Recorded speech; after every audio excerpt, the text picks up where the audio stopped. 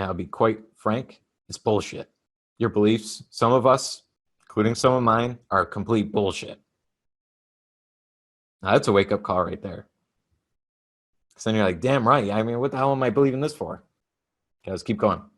This is the equivalent of saying that any impulse of thought which is repeatedly passed on to the subconscious mind is finally accepted and acted upon by the subconscious mind, which proceeds to translate that impulse into physical equivalent by the most practical procedure available, the path of least resistance. So you had brought up the line that universe loves speed. That's what he's talking about here. Speed is the path of least resistance. It's going to and through you at all times. The fear or the faith, doesn't matter what it is, wherever you're most dominant is going to come into fruition. Okay? This is the equivalent of saying that any impulse of thought which is repeatedly passed on to the subconscious mind, finally accepted and acted upon the subconscious mind. It will always be accepted. Can't reject it. And it will find the means to produce that result. You will become that person that you keep thinking about, that you keep feeling that you are. That's why subconscious work or self-image work is so powerful. That's what we cover in lesson 6, right? If you're not there yet. Okay, let's just take a little pause. We do a lot of good thing, and then we this up and down. It's part of, if you're not a coach yet or you're becoming a coach, it's part of how you can keep things alive and active. Okay. Do you have any questions? Anybody about this?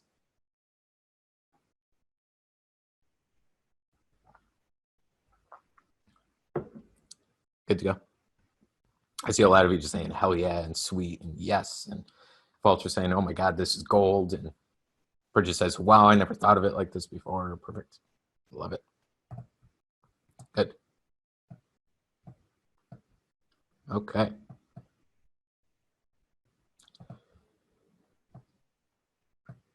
We're at that yellow arrow. Okay. In connection with this, consider again the statement, all thoughts which have been emotionalized. What does emotionalized mean? Given feeling. And mixed with faith begin immediately to translate themselves into their physical equivalent or counterpart. How do you emotionalize? You heard Bob talk about it. How do I internalize? Abraham Hicks fans, how do I get into the vortex? It's all the same stuff. You give your thoughts feeling. We talk about it every call. We talk about it so much so that hopefully you got it on the back of your hand. That be, do, have. You have to be the thing. How do you be the thing? You find all the reasons to feel ease around the topic you want. So your desire is more money. You start to feel all the reasons to feel positive emotions around money. You'll start to be in faith around money, that it's a great thing, that it always flows to you, that it flows to you in large quantities, that things are always moving in your direction in a beautiful way. You will remain in the state of faith, and that's why it happens. Most people are so worried and doubtful, translated to a fear-based state, and they're in that fear, and that will translate into physical results. They keep seeing it. Every month, it's always this financial challenge, right? Their money is they're slaves to money. That is so harsh to some people, but it's a wake-up call. You decide on when you want to do your money, not the other way around. It doesn't matter how much is in your bank account. When you're in faith with these principles, you understand that I believe in the invisible. I believe I have infinite power. I'm not a body. I live in a body. Therefore, I control my financial destiny. I don't care what's in my bank account. I care where I'm going. And when you start to get emotionally involved with that decision of ease and feeling relief because you choose to, that's when it happens. Okay? But most people are just swimming in this, being a slave to money because they're always worried and doubtful and never feel like they're the ones to have enough. I know we're talking about money, but it's an easy example. It goes to every area of life. Okay. Now, a lot of us, we're always working on these things. So we have all these areas of life that we're working on. Sometimes we're just focusing on one. Sometimes as many at one time. Okay. All right. Just taking a deliberate pause.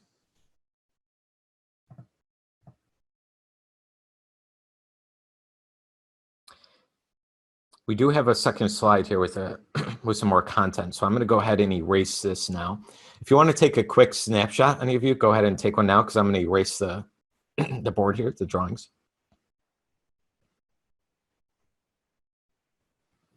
And the last line there before you switch here, the emotions or the feeling portion of thoughts are the factors which give thoughts vitality, life, and action. That's a good quote to write down, maybe.